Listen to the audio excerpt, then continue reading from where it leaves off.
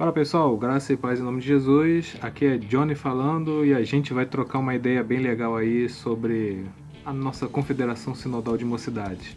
Então fica aí no vídeo, acompanha aí as informações que vão a seguir, beleza? Tamo junto aí nessa força. Então eu quero que a gente pense de uma maneira bem prática, sobre o ponto de vista mais administrativo. Dentro do Rio de Janeiro existem várias regiões, né? E a nossa região, a jurisdição que a gente trabalha é a jurisdição da Baixada Fluminense, do Sino do Baixada Fluminense. Então todo o nosso trabalho ele é voltado para atuar dentro desse sínodo. Então a Confederação Sinodal, em resumo e de uma maneira bem prática, ela vai organizar as federações para os trabalhos dentro da nossa região, da nossa jurisdição. A Confederação Sinodal da Baixada Fluminense, então, ela possui 3 federações. E é aqui que a Federação de Mesquita ela se encaixa, né? Além da Federação de Mesquita, tem as outras 2 federações que compõem a nossa confederação, a Federação de São João de Meriti e a Federação de Vilar dos Teles. Não é obrigatório que todos os sínodos, que no Rio de Janeiro são 12, abre parênteses, existe um sínodo que é o sínodo Espírito Santo Rio, que seria o 13º. Mas vamos considerar apenas os 12 que fazem parte do Rio de Janeiro. Então, dentro dos 12 sínodos, existem presbitérios que não se limitam ao número de 3. Tem sínodos que têm 5 presbitérios, outros com 4, outros com 6. O nosso sínodo possui 3 presbitérios e, em reflexo disso, 3 federações. E aqui vai a relação do nosso sínodo com a confederação sinodal, assim como na federação com o presbitério.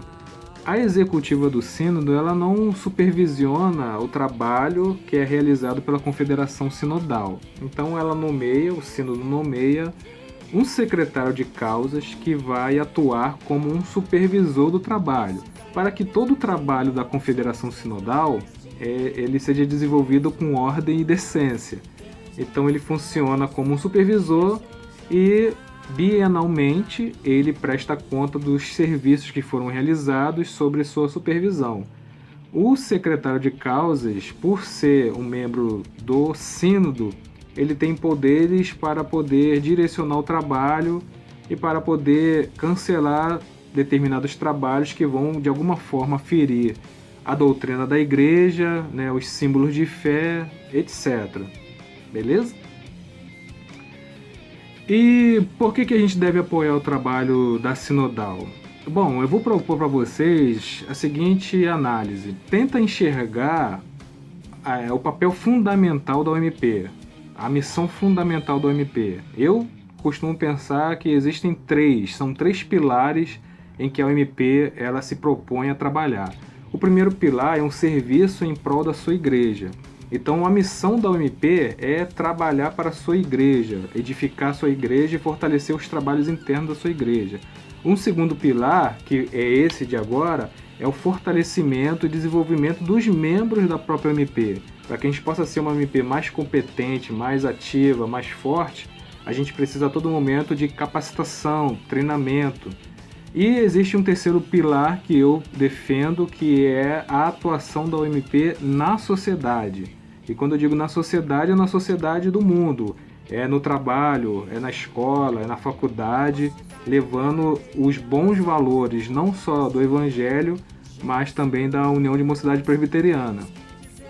Feito esse destaque, então, quando você compreende que a sua OMP ela existe para desenvolver um trabalho relevante, impactante na sua igreja, muitas vezes durante essa ideia de realizar esse trabalho, você vai encontrar obstáculos, desafios, dificuldades, às vezes falta de habilidade, falta de competência dos sócios para realizar uma tarefa, e é para isso que existem as outras instâncias da OMP.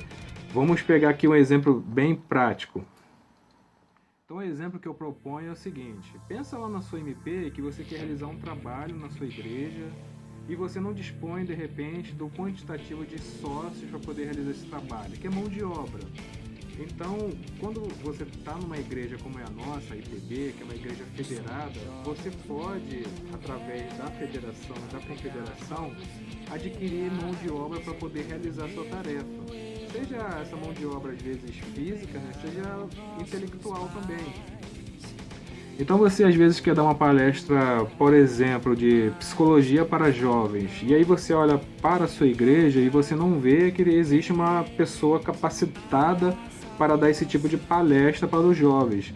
Então você pode recorrer à federação para poder verificar dentro do campo de atuação se existe uma pessoa capacitada para designar ela para a sua MP para dar essa palestra, e caso não tenha, recorrer à confederação, que a gente, como confederação, possui contato nas outras federações e fora, né, extramuros, nas outras sinodais, nas outras confederações e até mesmo na nacional. E qual é o objetivo disso? O objetivo disso é que o trabalho seja realizado, que se consiga atingir o objetivo final proposto pela OMP para desenvolver um trabalho tendo as pessoas mais competentes para poder ajudar e auxiliar no desenvolvimento da tarefa. Sobre o ponto de responsabilidade de ser um delegado, isso é muito importante. O delegado é como se fosse um deputado, ele é eleito pela sua MP para poder representá-lo no Congresso. E o Congresso é a ocasião, é o ambiente oportuno para avaliação de trabalhos, identificação de problemas e propostas para melhoria desse trabalho e também planejamento dos futuros trabalhos. À medida que você avalia o trabalho que foi feito, identifica lá os gargalos que precisam ser resolvidos, você propõe modificações para que esse trabalho evolua. Então o Congresso ele tem por finalidade já essas duas coisas: avaliação do trabalho e propostas, planos para a melhoria desse trabalho. Além disso, o Congresso ele visa também eleger um grupo, que é a diretoria, e depois a diretoria nomeia uma executiva, que vai realizar todo o trabalho que foi proposto pelos deputados ou delegados no Congresso. Então, quando você pensa no Congresso como sendo um lugar onde o delegado ou o deputado ele vai representar a sua MP, isso ganha uma força grande, porque através da sua representatividade no Congresso, você está sendo porta-voz da sua MP para os problemas que precisam ser resolvidos. E a Confederação, no Congresso da Confederação, ela está lá para ouvir todos e buscar planejar, trazer soluções para poder resolver os problemas das OMPs. Problemas esses que as OMPs às vezes encontram para poder realizar os trabalhos dentro da sua igreja.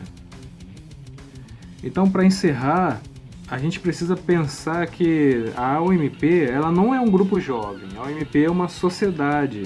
E como sociedade nós temos deveres e obrigações. Nós estamos unidos, juntos com um objetivo, que é abençoar o trabalho da nossa igreja, a vida dos irmãos da igreja e da nossa própria OMP.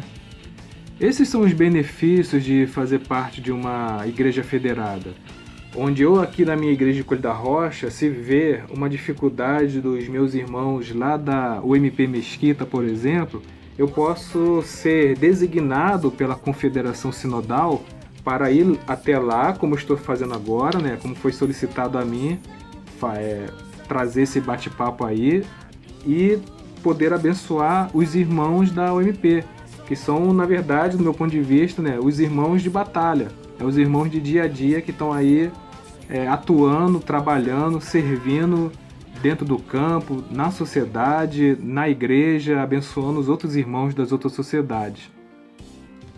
Então, pessoal, espero ter aí agregado muito valor para vocês. Eu fiquei muito feliz de ter sido convidado e espero ter abençoado vocês. Já deixo aí para vocês o convite aí do nosso Congresso Sinodal, que vai ocorrer daqui a pouquinho, lá para julho, e vocês vão receber aí os comunicados e espero que vocês possam ir representar suas OMPs, ser porta-vozes das OMPs, trazendo os problemas que precisam ser enfrentados e vencidos, para a glória do nosso Deus. Amém? Tamo junto. Avante!